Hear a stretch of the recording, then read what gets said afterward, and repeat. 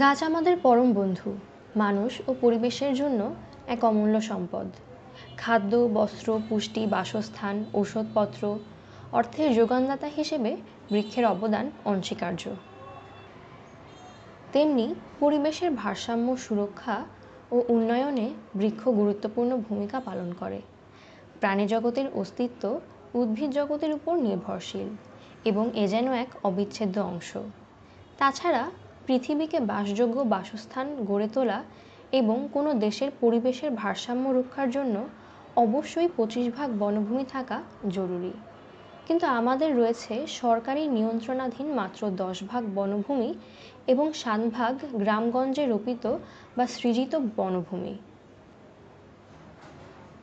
যে দেশে বনভূমি যত বেশি, সে দেশ তত বেশি সমৃদ্ধ। বাংলাদেশের বনভূমি প্রয়োজনের তুলনায় খুবই নগণ্য। বৃক্ষ গ্রিনহাউসের ক্ষতিকর প্রভাব থেকে রক্ষা করে, প্রয়োজনীয় খাদ্যের যোগান দেয়, অক্সিজেন সরবরাহ করে, বাতাসের অতিরিক্ত কার্বন ডাই অক্সাইড শোষণের মাধ্যমে পরিবেশ নির্মল রাখে, ক্ষতিকর দূষিত বাতাস শোধন করে জীবজগৎকে রক্ষা করে, সুশীতল ছায়া দেয়, মাটির ক্ষয় রোধ করে, মাটিতে জৈব পদার্থের যোগদান করে মাটির উর্বরতা রক্ষা করে, মাটিতে উপযুক্ত পরিমাণ পানি ধরে রাখে, জ্বালানি সরবরাহ করে, জীবন রক্ষাকারী মূল্যবান ঔষধের কাঁচামালের যোগান দেয়। পশু পাখি ও অন্যান্য বন্যপ্রাণীর নিরাপদ আবাসস্থল হিসেবে কাজ করে। প্রাকৃতিক দুর্যোগ, ঝড়ঝঞ্ঝা, জলোচ্ছ্বাস, বন্যা রোধ করে, বাড়ি তৈরিতে ও দৈনন্দিন প্রয়োজনীয় শৌখিন ও মূল্যবান আবাসপত্র তৈরিতে লবণাক্ততা রোধ করে মানুষের আপৎকালে বীমাতুল্য কাজ করে।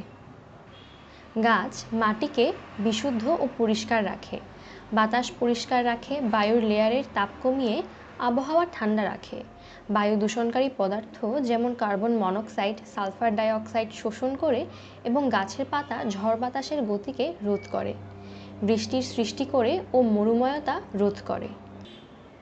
প্রাকৃতিক পরিবেশের ভারসাম্য রক্ষার পাশাপাশি প্রকৃতিকে মায়াময় ও সৌন্দর্যময় রূপে সাজিয়ে তোলে। পর্যাপ্ত পরিমাণ বনভূমি ও বৃক্ষ না থাকার কারণে আমাদের প্রতিনিয়ত বৈশ্বিক উষ্ণতা দিন দিন কেবল বৃদ্ধি পাচ্ছে, মরুময়তা বৃদ্ধি পাচ্ছে, বাতাসে কার্বন ডাই অক্সাইড বৃদ্ধি পাচ্ছে, জীববৈচিত্র্যের জন্য ক্ষতিকর ক্লোরোফ্লোরোকার্বন, মিথেন ও নাইট্রাস অক্সাইডের পরিমাণ অনেক গুণ বেড়ে যাচ্ছে। বায়ুর ওজোন স্তরে ফাটল সৃষ্টি হচ্ছে, ফলে ক্ষতিকর অতিবেগুনি রশ্মি পৃথিবীতে চলে আসছে। অ্যাসিড বৃষ্টি ও তাপমাত্রা বৃদ্ধির সঙ্গে সঙ্গে মেরু অঞ্চল ও অ্যান্টার্কটিকা মহাদেশের বরফ গলে সমুদ্রের পানির উচ্চতা বেড়ে যাচ্ছে। জলবায়ু পরিবর্তনের ফলে আগামী 2 দশকের মধ্যে সারা বিশ্বের 600 মিলিয়ন মানুষ ব্যাপকভাবে ক্ষতিগ্রস্ত হবে বলে গবেষক ও বিশ্লেষকদের ধারণা। জলবায়ু পরিবর্তনজনিত কারণে বর্তমানে বার্ষিক ক্ষতির পরিমাণ আনুমানিক 125 মিলিয়ন মার্কিন ডলার, যা 2030 সাল নাগাদ 340 বিলিয়ন মার্কিন ডলারে গিয়ে দাঁড়াবে এবং জলবায়ু পরিবর্তনের ফলে সবচেয়ে বেশি ক্ষতিগ্রস্ত দেশের তালিকায় রয়েছে বাংলাদেশ। দৈনন্দিন বিভিন্ন চাহিদা পূরণ করতে গিয়ে নির্বিচারে বৃক্ষ নিধনের ফলে জীববৈচিত্র্য আজ মারাত্মকভাবে হুমকির সম্মুখীন। পশু পাখির প্রজনন ব্যাহত হওয়ার ফলে সুন্দরবনের রয়্যাল বেঙ্গল টাইগার, চিত্রা হরিণ আজ বিলুপ্তপ্রায়। এছাড়া বাংলাদেশের প্রকৃতি থেকে হাজারো প্রজাতির পশু পাখি ও জলজ প্রাণী হারিয়ে যাচ্ছে। ইতোমধ্যে 5000 প্রজাতির গাছের মধ্যে 106টির অস্তিত্ব প্রায় বিলুপ্ত। 632টি প্রজাতির পাখির মধ্যে 12টি প্রজাতি ইতোমধ্যে বিলুপ্ত এবং 30টি প্রজাতি বিলুপ্তির পথে। 110টি পশু প্রজাতির 40টির কোনো অস্তিত্বই নেই।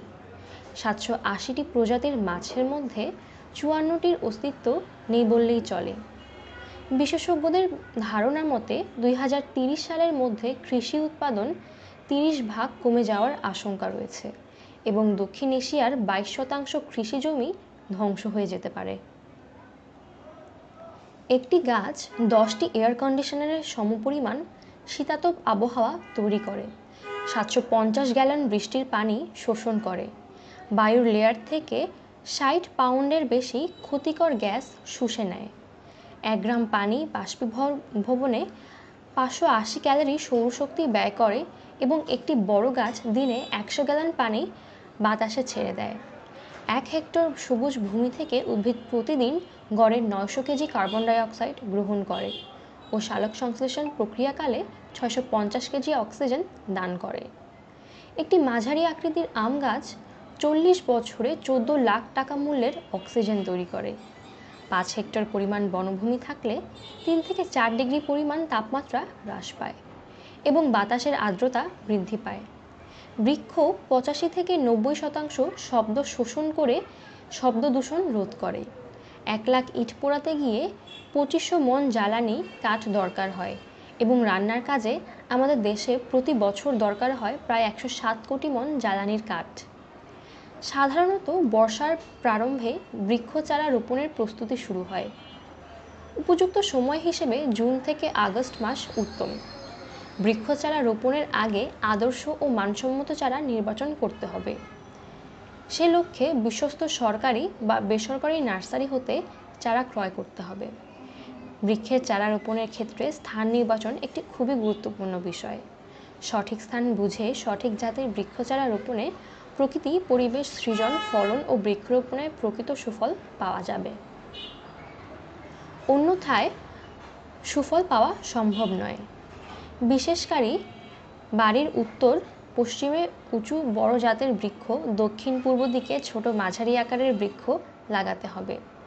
এক্ষেত্রে পেয়ারা, ডালিম, কুল, সফেদা, নারিকেল, সুপারি ও উন্নত জাতের কলম চারা নিম, শরীফা, আতা, সবরি কলা, আনাজি কলা, বাতাবি লেবু, বকফুল, তেজপালা, দারুচিনি, কামরাঙা, কদবেল, গোলাপজাম, লটকন প্রভৃতি জাতের বৃক্ষ চারা লাগানো যেতে পারে। বসতবাড়ির কিনারায় লেবু, আমড়া, সজিনা, নারিকেল, সুপারি প্রভৃতি গাছ লাগানো ভালো। পুকুর পাড়ে নারিকেল, সুপারি, তাল, খেজুর, কাঁঠাল, জাম, সজিনা, কলা, অর্জুন, নিম গাছ ইত্যাদি গাছ লাগানো যেতে পারে। ফসলের ক্ষেতের আইলে সজিনা, খেজুর, আমলকি, নিম প্রভৃতি গাছ রোপণ করা যায়। রাস্তা, রেল লাইন, বাঁধ ইত্যাদি স্থানের জন্য নিম, জাম, কাঁঠাল, শিশু, একশিয়া, অর্জুন, বকুল, ছাতিম, মেহগনি, জারুল, নারিকেল, কৃষ্ণচূড়া, বাবলা প্রভৃতি গাছ ব্যবহার করা যায়। অফিস প্রাঙ্গণের জন্য নারিকেল, সুপারি, সফেদা, নিম, বকুল, জামরুল, আমলকি, অর্জুন, হরিতকি, বহেরা, লেবু, আম, জাম, কাঁঠাল প্রভৃতি গাছ ব্যবহার করা যায়। জলবায়ু পরিবর্তনজনিত বিরূপ প্রভাব মোকাবেলা ও ক্রমবর্ধমান জনসংখ্যার চাহিদার সঙ্গে সঙ্গতি রেখে আমাদের দেশে বৃক্ষরোপণের কোনো বিকল্প নেই এবং তারই ধারাবাহিকতায় সরকারি পর্যায় থেকে বেসরকারি পর্যায়ের বিভিন্ন সংগঠন বৃক্ষরোপণে উৎসাহ প্রদানসহ জাতীয় পর্যায়ে বিভিন্ন কর্মসূচি পালন করছেন। তাই আসুন বেশি করে বৃক্ষ চারা রোপণ করি এবং আমরা আমাদের বাসযোগ্য আগামী বিশ্ব গড়ে তুলি।